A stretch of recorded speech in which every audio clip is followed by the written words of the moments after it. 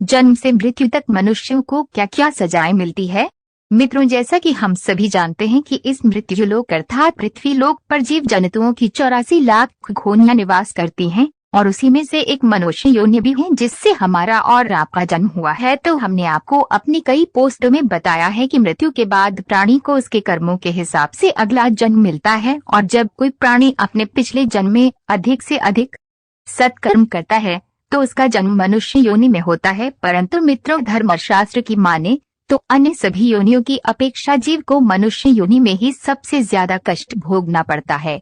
मृत्यु के बाद मनुष्य की योनि में जन्म। जब भी कोई प्राणी मृत्यु के बाद मनुष्य की योनि में जन्म लेता है तो वह सबसे पहले ईश्वर द्वारा निश्चित पुरुष की वीर्यकर्ण के रूप में स्त्री के उदर में प्रवेश करता है। यहाँ वह एक रात्रि में स्त्री के रूप में मिलकर एक बच जाता है, फिर 5 रात्रि में छोटे कर्ण का रूप हो जाता है और उसके बाद अंडे की जैसे रूप में परिणित हो जाता है। इसी तरह 1 महीने में उसके सर निकल आते हैं, 2 महीने में हाथ पांव आदि अंग का निर्माण हो जाता है और 3 महीने में नरक अर्थात नाखून, अस्थि, त्वचा, स्त्री पुरुष के चिन्ह तथा अन्य चिन्ह उत्पन्न हो जाते हैं।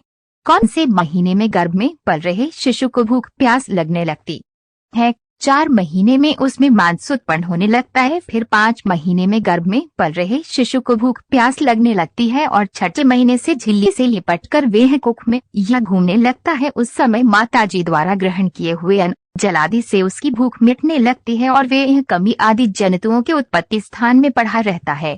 गर्भ में पल रहे शिशु को सारे शरीर में पीड़ा क्यों होते हैं। गर्भ में पल रहा शिशु सुकुमार तो होता ही है, जो वहाँ के भूखे कीड़े उसके अंग नाचते हैं तब अत्यंत क्लेश के कारण वे क्षण क्षण में अक्षत हो जाता है। इतना ही नहीं, माता के खाए हुए कड़वे, तीखे, गर्म, नमकीन, रूखे और खट्टे आदि पदार्थों का स्पर्श होने से उसके सारे शरीर में पीड़ा होने लगती है। वे यह जीव माता के गर्भाशय में झिल्ली से लिपटा और दांतों से घिरा रहता है। उसका सिर पेट की और पीठ और गर्दन कुंडलाकार मुड़े रहते हैं। माता के गर्भ में मनुष्य पिंजरे में बंद पक्षी की भांति पराधीन एवं अंगों को हिलाने डुलाने में भी असमर्थ रहता है।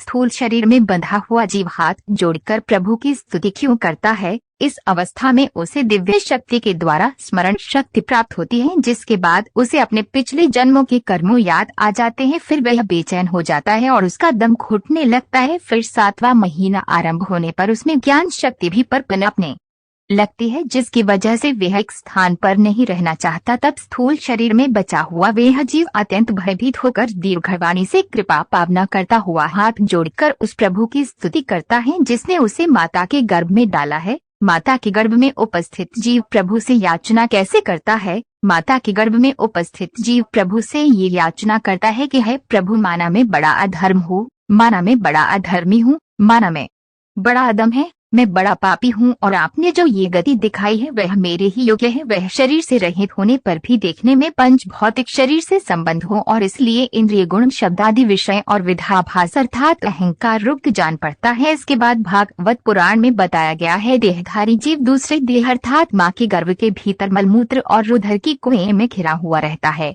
उसके पाचन रुपये की ऊष्मा से गर्भ में मौजूद जीव का शरीर अत्यंत संतृप्त होता रहता है। इन कष्टों के बारे में सोचते हुए जीव गर्भ से बाहर निकलने की प्रबल इच्छा लिए महीने गिन रहा होता है और भगवान से प्रार्थना करता रहता है कि हे भगवान, मुझ दीन को यहाँ से कब निकाला जाएगा। घर में मौजूद मनुष्य सोचता है कि पशु पक्षी आदि अन्य जीव तो अपनी मूल बुद्धि के अनुसार अपने शरीर में होने वाले सुख दुख आदि का ही अनुभव करते हैं, किंतु मैं तो भगवान आपकी कृपा से एक साधन संपन्न शरीर से युक्त हुआ है, अतः आपकी दी हुई विवेक बुद्धि से अपने शरीर के बाहर और भीतर अहंकार रूपी आत्मा का अनुभव करता हूँ।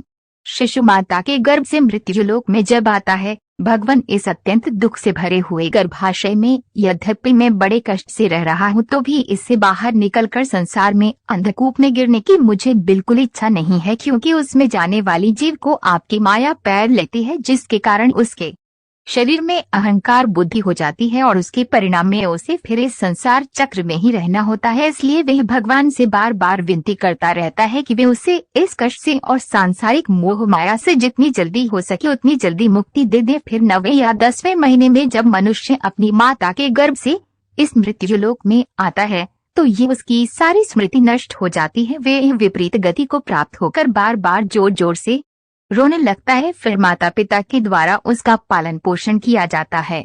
शिशु अवस्था में मिलने वाले कष्ट शिशु अवस्था में जब मनुष्य को खाट पर सुला दिया जाता है तो उसे खटमल आदि जैसे कई कीड़े काटते रहते हैं, लेकिन तब उसमें शरीर को खुजलाने, उठाने अथवा करवट बदलने की भी सामर्थ्य होने के कारण वह बड़ा कष्ट पाता है। उसकी त्वचा बड़ी कोमल होती है, इसलिए वह शिवा रोने के कुछ नहीं कर सकता। इसी तरह मनुष्य बाल्यावस्था के दुख भोग कर युवा अवस्था में पहुंचता है। युवा अवस्था के समय उसे यदि कोई इच्छित भोग नहीं प्राप्त होता तो अज्ञानतावश उसका क्रोध बढ़ जाता है और वह शोकाकुल हो जाता है। देह के साथ ही साथ अभिमान और क्रोध बढ़ जाने के कारण मनुष्य अपना ही नाश करने के लिए दूसरे काम ही पुरुषों के साथ बैठ कर लेता है। इतना ही नहीं, खोटी बुद्धि और अज्ञानता के कारण मनुष्य में मेरेपन का अभिमान करने लगता है। मनुष्य का बार बार संसार चक्र में जन्म, जो शरीर से मृत्यु काल तक अनेक प्रकार के कष्ट ही देता है, उसी के लिए मनुष्य तरह तरह के कर्म करता रहता है, जिनमें बंध जाने के कारण इसे बार बार संसार चक्र में जन्म लेना पड़ता है। इतना ही नहीं, मनुष्य योनि में जन्म लेने के बाद यदि किसी मनुष्य का भोगों में लगे हुए विषी पुरुषों से समागम हो जाता है और वह उसी का अनुगमन करने लगता है, तो पहले के समान नहीं, वह फिर नारक की योनि में जन्म लेता है, जिसके संग मनुष्य की पवित्रता, दया, वाणी का संयम, बुद्धि और इंद्रियों का संयम जैसे सब गुण नष्ट हो जाते हैं।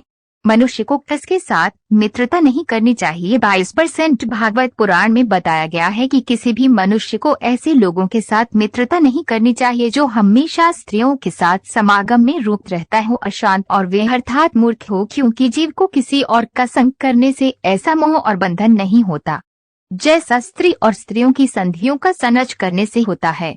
जब परमपिता ब्रह्मा ही रूप लावण्य से मोहित हो गए थे, इससे जुड़ी एक कथा में बताया गया है कि एक बार परमपिता ब्रह्मा जी अपनी पुत्री सरस्वती को देखकर उसके रूप लावण्य से मोहित हो गए थे और उसके मृग रूप में भागने पर उसके पीछे निर्लज्जता पूर्वक मृग रूप होकर दौड़ने लगे। इसलिए ऐसा कौन सा पुरुष हो सकता है जिसकी बुद्धि स्त्री रूपणी माया से मोहित हो। इतना ही नहीं, स्त्री रूपणी माया में इतना बल है कि वे अपने चकुटी अर्थात नगन से बड़े बड़े दिग्विजयी वीरों को पैरों से कुचल देती है। कैसे पुरुष के लिए नरक का खुला द्वार बताया गया है। जो पुरुष योग्य के परम पथ पर आरोग्य होना चाहता हो अथवा जिसे मेरी सेवा के प्रभाव से आत्मा अनात्मा कभी भी खो गया हो, वह स्त्रियों का संग कभी ना करे, क्योंकि उन्हें ऐसे पुरुष के लिए नरक का खुला द्वार बताया गया है। जन्म से मृत्यु तक मनुष्य को मिलने वाली सजाएं, मृत्युलोक में मिलने वाली सजाएं। जब मनुष्य स्त्री में आसक्त रहता है, जो मनुष्य अपने जीवन में इस स्त्री में आसक्त रहता है तथा मृत्यु के समय भी स्त्री का ही ध्यान करता है, उसे अगले जन्म में स्त्री योनि प्राप्त होती है। जब मनुष्य किसी चीज की हत्या करता है, मनुष्य रूपी जीवन पाकर, यदि कोई मनुष्य जिस किसी भी जीव की हत्या अपने भौतिक सुखों को प्राप्त करने के लिए करता है, उसे अगले जन्म में उसे जीव की योनि में जन्म लेकर कष्ट भोगना पड़ता है। जब मनुष्य अंतिम पड़ाव में प्रवेश करता है, फिर मनुष्य की उनकी उम्र जब ढलने लगती है, अर्थात जब वे अपने जीवन के अंतिम पड़ाव में प्रवेश करता है, तो उससे इस जन्म में किए गए तब तक के कर्मों के हिसाब से इसी मृत्यु लोक पर शारीरिक और मानसिक पीड़ा भोगनी पड़ती है। जब मनुष्य अंतिम पड़ाव में प्रवेश करता है, फिर मनुष्य की उनकी उम्र जब ढलने लगती है, अर्थात जब वे अपने जीवन के अंतिम पड़ाव में प्रवेश करता है, तो उससे इस जन्म में किए गए तब तक के कर्मों के हिसाब से इसी मृत्यु लोक पर शारीरिक और मानसिक पीड़ा भोगनी पड़ती है। जब मनुष्य अपने माँ बाप की बुढ़ापे में सेवा नहीं करता है, अर्थात यदि कोई मनुष्य अपने माँ बाप की बुढ़ापे में सेवा नहीं करता या फिर उसे घर से निकाल देता है, तो उसकी संतान भी बुढ़ापे में उसके साथ वैसा ही व्यवहार करती है जैसा उसने अपने माँ बाप के साथ किया था, और यह जीवन चक्र निरंतर चलता रहता है। जब मनुष्य मृत्युशय्या पर होता है तो उसे माँ के गर्भ की तरह ही एक बार फिर दिव्य शक्ति मिलती है और उसे अपने कई जन्मों के कर्म याद आ जाते हैं, जिसे जानने के बाद मनुष्य पुनः विलाप करने लगता है और भगवान से यह बार बार विनती करता है कि हे प्रभु, इस कष्ट रूपी जीवन चक्र से मुझे कब मुक्ति मिलेगी। मैं ऐसा क्या करूं जिससे मुझे आपके चरणों में शरण मिल सके।